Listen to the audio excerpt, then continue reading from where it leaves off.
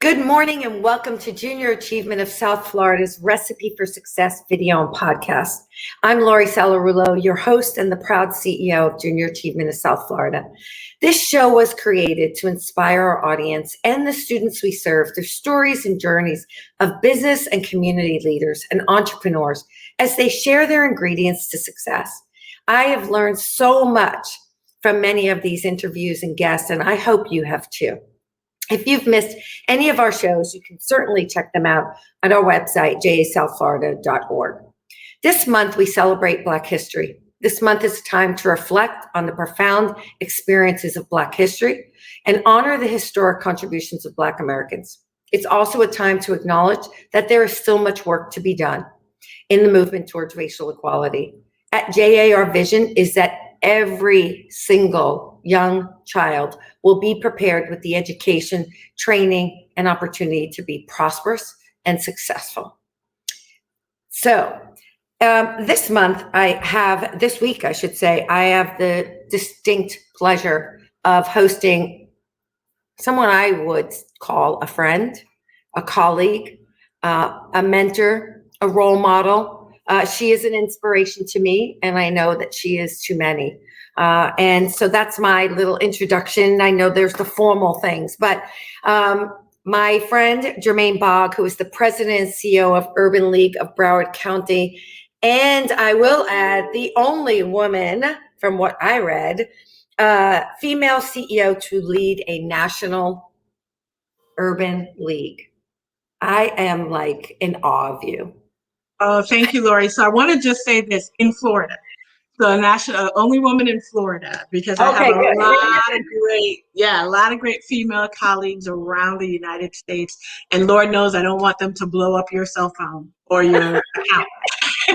Well, just in Florida alone, that is still quite an amazing accomplishment. I love the last few months reading about all of the women, right, who are reaching new heights, right? We had a woman referee in the Super Bowl. We have now a general manager of the Miami Marlins. We have a Black woman CEO of Walgreens. I mean, just so many amazing, and all I post always when I read them is another shattering moment for women. Because the glass is falling all over us. Absolutely. So you are a perfect example of that. So I'm so thrilled that you're joining me this morning. And I mentioned in the intro about Black History Month and your work around this, right? And racial equality is so important in the community. But I want to go back for a second. How did you been with Urban League now 20 years about? Actually, 25 on May 5th. My silver anniversary. Yeah. So you were a mere child when you joined Urban League. Okay, us stick together, right? And so, what was it that drew you to this work? Right, there was something. I believe we're all drawn to the work that we do in some way throughout our lives. Share that with us. So I think what drew me to the work, I don't know if it's just the Urban League, but to this work of equity, this work of justice, particularly from a Black experience, I have to say. One is my own lived experience, being born and raised in St. Thomas, U.S. Virgin Islands. That's a story in and of itself. And being the last of 5 children. My parents immigrated from Tortola, British Virgin Islands to St. Thomas, U.S. Virgin Islands, for all the things that others immigrate for, right? For their children, for new opportunities. But I have to say the pivotal point for me was my junior year in high school. I read a book called Kafir Boy. And it's a book that gave the perspective of apartheid from a little boy's perspective. And I thought to myself that I would be an architect. I wanted to be an architect. And I would move to South Africa and rebuild all these shanty towns that were clearly, all throughout South Africa as a way to, create greater justice and fight for the Kafir boys, and girls, of the world. And I think that's what really has always been in me, this idea that change is possible, but you got to do the work. You got to get in there and you have to do the work. I love that. Yeah, I think so often, especially our young people, don't always understand that, right? I hate to call it, pay your dues kind of thing, but you have to go in and do the hard work if you want to, right, achieve great things, and whatever those great things mean for you. And so as a young person, so you came here and you decided this was the work you wanted to do. How did you pick Urban League? So the Urban League pick, I have to give my husband of also now 25 years credit for that, because I went to school in Tallahassee, my undergrad at Florida State. So I did start at University of Miami School of Architecture. And because, again, I wanted to be an architect, I was very clear about that. But I would talk a whole lot more clearly than I would draw, and probably better at talking than the drawing. So I said, note to self, this might not be the profession for you. So changing the world is not going to come through the built environment. You are going to do it in a different way. So for the Urban League in particular, I completed my degree at Florida State University, my undergrad and my graduate degree. I was moving here to South Florida, to Fort Lauderdale, to get married. I did not know there were 30 plus cities, so I thought I'm just moving to Fort Lauderdale. Well, ironically, and we are in the month of February, my in-laws, who I lived with initially before getting married, lived in Plantation. And I was like, there should be a law against that. There really should not be, so I didn't know that about Broward County and all the different names. I was a little jarred about that at first.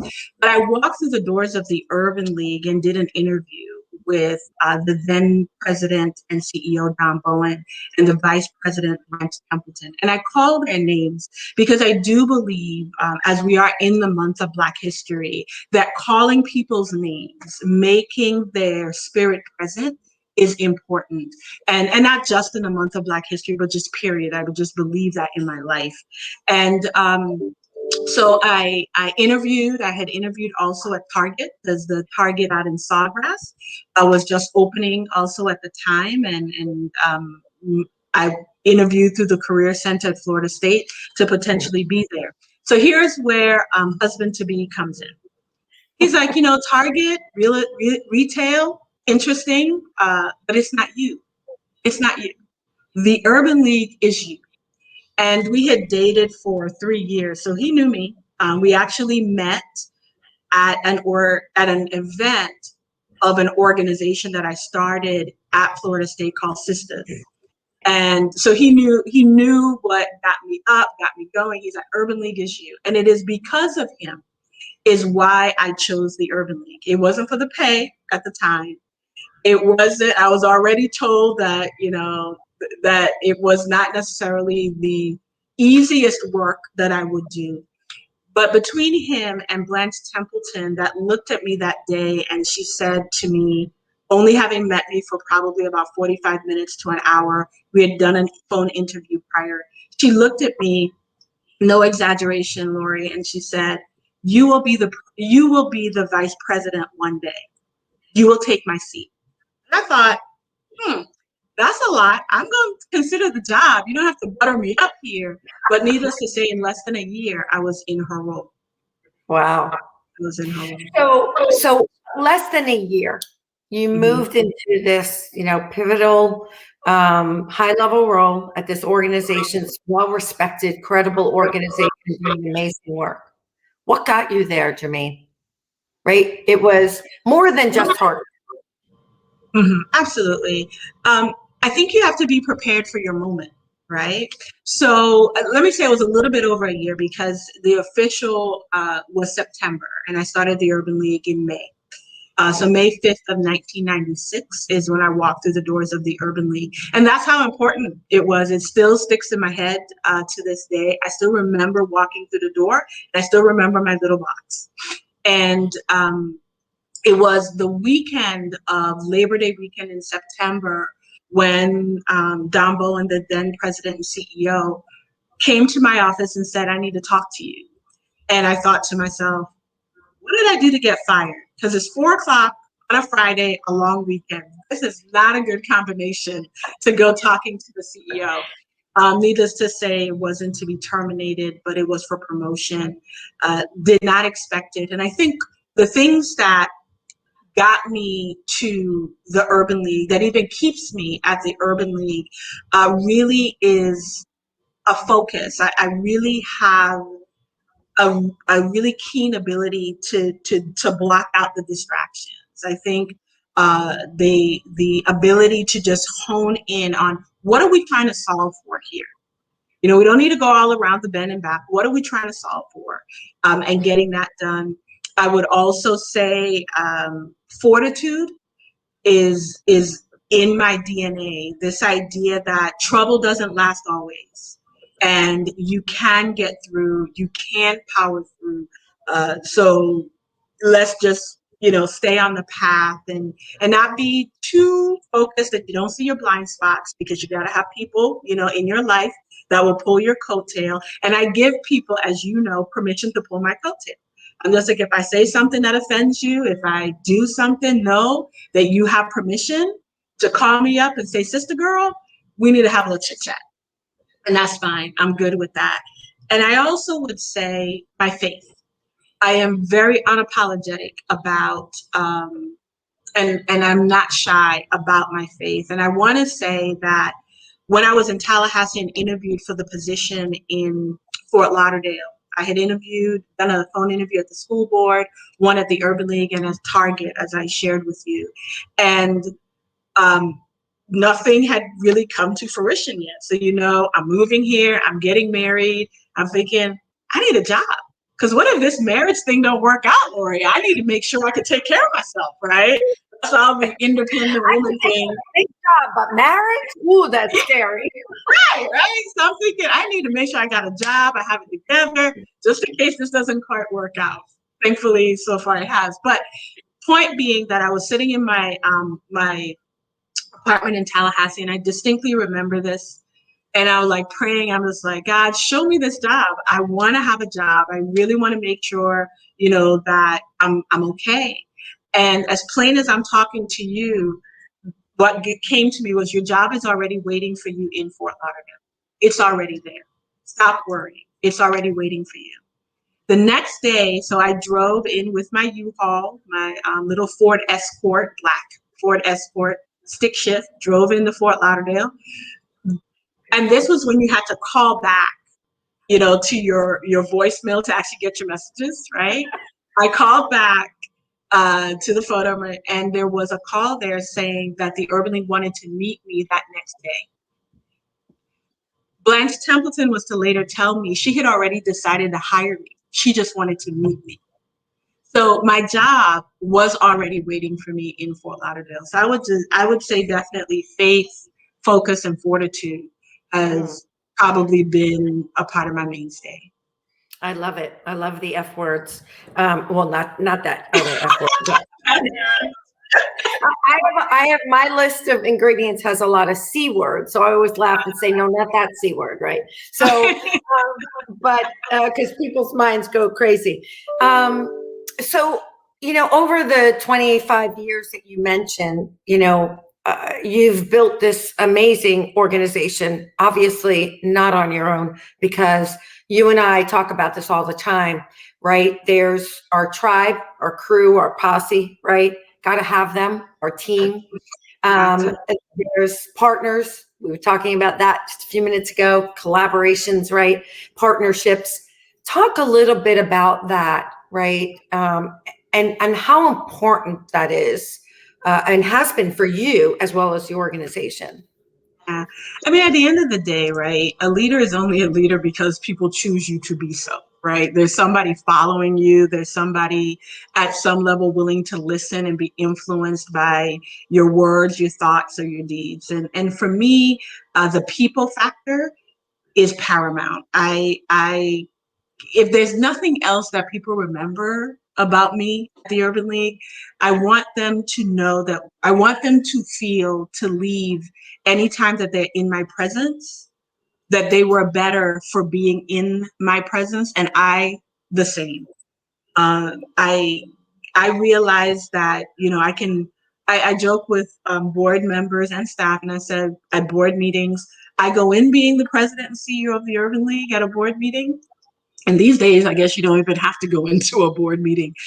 But you can leave not being the president and CEO of the Urban League, right? So I take it seriously, but I also understand that everything in life is for a season. So for the people that are around me, for the team members that have chosen to be a part of the Urban League team, whether it's from a volunteer perspective or paid staff or vendors or partners, I want to be always in authentic relationship with them. And that authenticity is really important to me. I want, Lori, when you chat with me here and we chat offline, that it's the same Germaine that you're seeing. You know, if you saw me in the grocery store, you know, I'm not going to duck and run because I see you, you know, it's like we can still have the same kind of conversation. That's what I want to be, because at the end of the day, titles come, titles go, but whoever you are at the core is what people remember, you know, and I want them to know that I care about them and I want to be in authentic relationship with them. An authentic relationship for me is not always kumbaya. The authentic relationship is when times are great, we celebrate. When times are harsh, we support one another, and then everything else in between. Yeah. Yeah. I think that authenticity, it's really interesting. And especially I think as women, and maybe that's just been my experience, but I think sometimes when we are our authentic selves and we're expressing maybe that we might not agree or we might not think that it was done the right way, or standing up for whether it's ourselves, our organization, our people, right? It's not always, well received, especially coming from a woman. Yeah. And so, I was reading just recently where we're working on this Girls Rule initiative. And I was doing some research, and I that's always been my passion, is around girls and women. When I was at LB, I started the women's program. And so I love this because I have experienced, right, that sexism stuff of like, well, how can you be that? You're a girl, right? That kind of stuff. Or, well, you're just being stubborn. You made that decision. I said, and when I say back, well, okay, if you were in my position, what decision would you have made? Mhm. Well, I would have done this. I said, okay, so no different. So what's the difference? Well, you're a woman. Oh, so I've literally had people say that to me. Mhm. And so how do you overcome that? And one of the things that I read was that our girls by the age of 6 actually start to believe, Mhm. right, perceptions that are placed on them through sexual, right, their sex, their gender, as well as racial Yep. stereotype. Mhm. Mhm. How have you dealt with that? Yeah. I have to imagine you have. Yeah, and I think, to your point, even for me, I often still find myself being at times not only sometimes the only woman, but many times the only woman of color, sitting in a space. And I've made a very conscious decision to not just occupy space, but to activate space. And I think that even if it means at times that certain things will be lost, and I think we have to not only be bold, but we have to be brave and realize that in that bravery, that sometimes we're going to lose some credits. Sometimes we might lose, and when I say credit, maybe credit may not be given to you. We might lose allies or people we thought were friends. But for me, it is about I have a daughter. She's 13 years old. And my role for her and for other women and for other girls is to be an inspiration, to be like, you can sit and not just occupy this space, but to activate the space. If you're going to be the woman on the wall, be the woman on the wall and make sure that you are doing everything you can do to protect your section of the wall. And that's not always popular, but I think we do it with just a sense of grace and pizzazz that others just can't. I mean, look at us. We're really cute on this thing here, Lori. Look at us. why I brought you on here. I only want people that are cute. You I know? think you're right. And it's interesting. I'm reading a really good book right now called Unapologetically Ambitious. And Mm. as I get older and more experienced, I don't want to use the old word, I do feel unapologetic. I feel unapologetic for being ambitious, for being passionate. And someone recently said to me, "You are relentless." And Germaine, it was like a knife. And I thought, oh my gosh, maybe I'm too much. Maybe I'm right. Maybe I'm too strong. And then I thought about it and I said, no, I'm not going to apologize for being relentless in the pursuit of my passion, which is to help young people be all they can be. I know that sounds cliche, but you know what I No, mean. but that's the key, right? When you said that word, my mind automatically went to, for what purpose are you being relentless, right? If Right. I'm being relentless for simply to add another dollar to my account, you know, that's gonna go about its business, or your children gonna spend it when you're 6 feet under, type of a thing. But if you're being relentless, if you're being tenacious, if you're being ambitious about something that is truly life changing and transformational, and there's nothing more, in my opinion, more transformational than what we do on behalf of children. What we do on behalf of children and what we do on behalf of our elders, two extremes Yeah. that eventually we all started here, and hopefully we all get there to be an elder when things cannot, when you may not be able to control as much as you did in your middle years. Let's be relentless around that. Let's act up, for that. Let's blow up some tables for that, I, and I love make you. it happen. I want you to just blow it up. And Yeah, I blow it agree. up. You and I have these conversations, right? That if you want the same results, do the same thing. But I was just reading an article yesterday in Bridgespan about are nonprofits ready, truly ready to innovate, right? Because we can't do the same old. We're not living in the same old world, right? So we have to be bold. And I think that's what I love about you. One of the things I always ask our guests at the end is what is your main ingredient to success? And with Girls Rule, it's what's your superpower. So what's your superpower? What's your main ingredient to success? I know it's hard to pick one. Wow. I would say the main, other than what I just shared before, the faith, focus, fortitude, let's add a little bit of fun in there too, right? Um, and of course, our family. Whoops, I got to get rid of this call here. Okay, sorry about that. Oh, wait, I lost you. Okay, sorry about that. Probably, I would say the main ingredient for my success has definitely been surrounding myself with people who challenge me to be. When I talk with you and when we chat, I often leave those conversations like, Lori got it going on. Girl, you got to step your game up, right? And I think that's good because we need, iron sharpens iron, right? We don't lose in the game of inches, right? They talk about football in the game of inches. It's every inch, every millimeter, every centimeter, every inch.